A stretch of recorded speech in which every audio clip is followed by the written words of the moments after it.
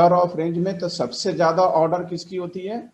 Gravitational force. सबसे ज्यादा range gravitational force की, उससे कम इलेक्ट्रोमैग्नेटिक फोर्स की, उससे कम स्ट्रॉन्ग न्यूक्लियर फोर्स की, और उससे कम वीक न्यूक्लियर फोर्स की। तो मतलब सबसे कम रेंज होता है आपका वीक न्यूक्लियर फोर्स का, और सबसे ज्यादा रेंज होता है आपका ग्रेविटेशनल फोर्स का। अगर स्ट्रेंथ की बात करें तो सबसे ज्यादा स्ट्रेंथ होता है स्ट्रॉन्ग न्यूक्लियर फोर्स, और सबसे कम स्ट्रेंथ होता है आपका ग्रेविटेशनल फोर्स का। बहुत इंपॉर्टेंट पॉइंट है, इसके स्क्रीनशॉट ले लें। क्या होगा इसका answer? Sir option C. Sir option C. Option C sir option C. सही है। तो बिग न्यूक्लियर फोर्स के लिए क्या होता है? बिग न्यूक्लियर फोर्स के लिए कौन सी प्रॉपर्टी होती है? बीटा डीके होता है। सही है, बीटा डीके। अभी बताया था। Which among this force has the longest range of oil? सभी में लॉन्गेस्ट रेंज का कौन सा फोर्स है? Sir option A gravitational force. Option A sir gravitational force. Very good, सही है, ग्रेविटेशनल फोर्स। इसका क्या होगा? Sir option C gravitational. बाकी लोग? Sir strong nuclear. हाँ, वही लग रहा है, स्ट्रॉन्ग न्यूक्लियर फोर्स ही। Option D strong nuclear force. Nature of physical law.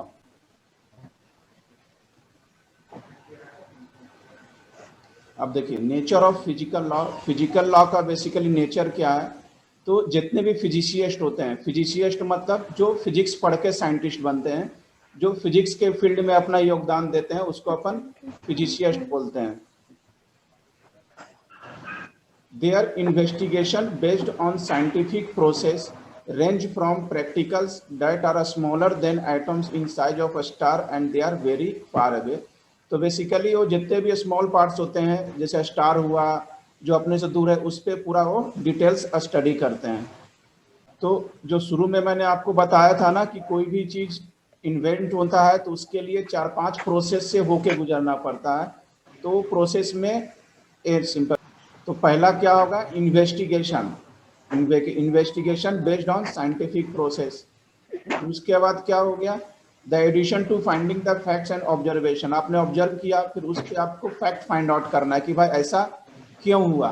Then फिर उस पर आपको एक्सपेरिमेंट करना है। ऐसे अपन आगे अलग से चैप्टर्स में पढ़ेंगे सब चीज। आज आपका फिजिकल वर्ल्ड का लास्ट क्लास है, कुछ क्वेश्चन की प्रैक्टिस करते हैं। Sir option A scientia.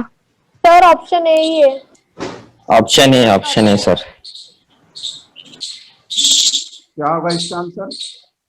To no fourth वाला। Two no. वेरी गुड, मतलब सबको याद है। अरे चैप्टर भी कंप्लीट करवा दिए होंगे सर ने केमिस्ट्री में। इसके क्या? Sir option first. Sir first he answer, experiment of alpha ray scattering with gold foil. अगर केमिस्ट्री में ही पढ़ा होगा, मैंने Yes, एक जगह इसके बारे में बताया भी था। ठीक है, alpha ray scattering with gold foil. Sir 1 newton. No sir. Sir Newton.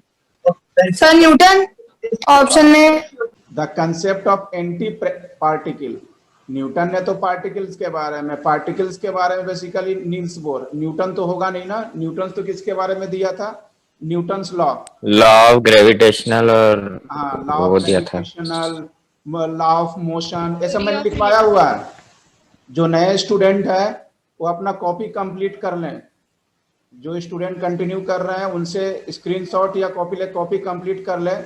मैंने वहाँ ऑलरेडी लिखाया हुआ कि न्यूटन ने क्या क्या दिया था, आइंस्टीन ने क्या दिया था, नील्स बोर ने क्या दिया था। The first anti particle. अब तो इसमें था कि इसके पहले था कि इसके पहले का क्वेश्चन जो था वो बेसिकली क्या था कि कंसेप्ट ऑफ एंटी पार्टिकल। सबसे पहले एंटी पार्टिकल को किसने इंट्रोड्यूस किया था? तो साइंटिस्ट डिराक ने। अब है कि एंटी पार्टिकल होता क्या है? एंटी पार्टिकल मतलब आप किसको क्या बोल सकते हो? तो क्वेश्चन तो एराइज होगा ही होगा कि सर अल्फा बीटा गामा सब तो मालूम है आपको, अब एंटी पार्टिकल क्या होता है इसमें? ये केमिस्ट्री का है, केमिस्ट्री में आपने पढ़ा होगा। सर शायद ऑप्शन ए है। पियोन का तो नाम भी नहीं सुना होगा, तो ये तो शायद ही होने से। हाँ, meson. Sir option second. Sir, option second. Positron, ये बता सकते हैं। Newtonian mechanics fail to explain, मतलब न्यूटोनियन किस्म को एक्सप्लेन करने में फेल्ड हो गया था। Is the basic feature of atomic phenomena. तो न्यूटोनियन मैकेनिक्स, न्यूटोनियन ने वेव थ्योरी भी बताया, इलेक्ट्रोमैग्नेटिक थ्योरी भी बताया, रेडिएशन थ्योरी भी बताया। It only fail the basic features of atomic phenomena. अभी जो पढ़ा ना, क्वेश्चन दिया ना, उसी का अपोजिट।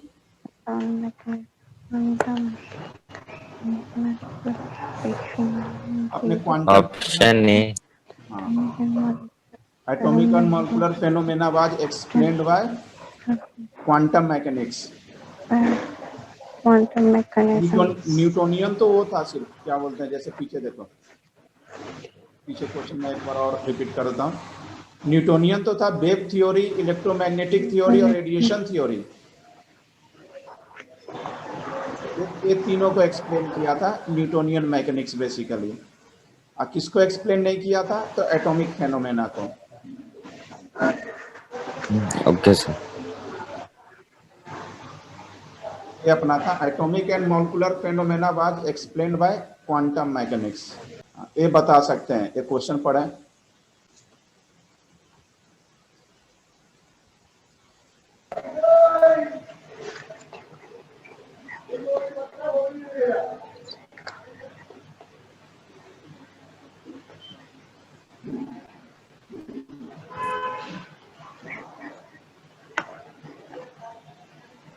Sir option 4।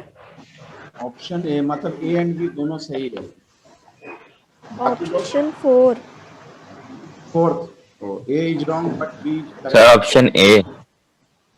मतलब ए एंड बी दोनों सही है। A and B are correct. Correct. इसका क्या होगा? Sir option A and B are correct. मैंने हाइपोथेसिस का भी मतलब बताया हुआ है और एग्जाम का मतलब भी बताया हुआ है। सर थर्ड वाला। Sir option 4 is wrong but दोनों सही है। बेसिक लॉ ऑफ फिजिक्स का सबसे बेसिक लॉ क्या? लॉ तो बहुत सारे, लेकिन सबसे बेसिक लॉ क्या है? Sir option A universal. Universal sir, universal. Universal ही लग रहा है।